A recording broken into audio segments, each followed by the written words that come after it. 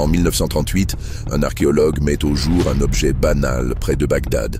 Un pot en argile, une tige métallique, un cylindre de cuivre et des traces d'acide. Ce n'est pas une urne ni un objet rituel, c'est une batterie, un dispositif électrique vieux de 2000 ans qui fonctionne encore aujourd'hui. Mais pourquoi?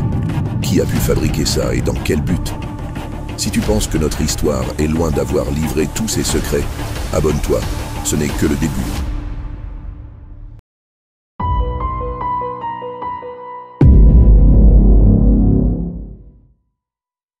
Cet artefact, aujourd'hui connu sous le nom de batterie de Bagdad, intrigue depuis des décennies.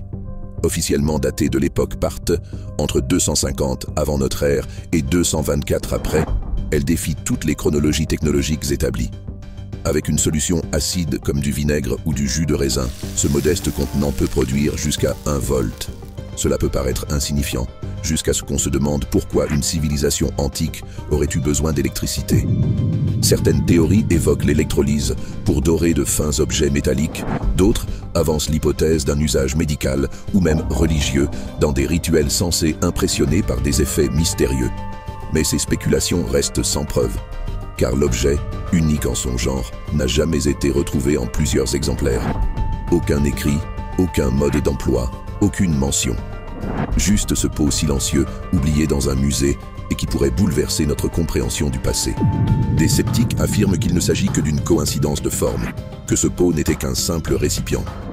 Pourtant, des expérimentations modernes ont démontré qu'un tel assemblage pouvait réellement générer un courant électrique. Alors, erreur d'interprétation archéologique ou trace tangible d'une technologie disparue? Peut-être avons-nous trop longtemps sous-estimé l'ingéniosité des anciens peuples. Peut-être même qu'ils ont hérité d'un savoir bien plus ancien encore. Et si cette batterie n'était que la partie émergée d'un iceberg oublié, un fragment isolé d'un monde effacé, un indice glissé entre les lignes du temps? L'histoire, on nous la raconte comme une ligne droite. Mais parfois, un simple objet en argile suffit à la faire vaciller.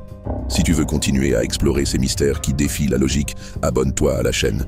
Et surtout, n'oublie jamais que le passé cache souvent bien plus que ce que les livres veulent nous faire croire.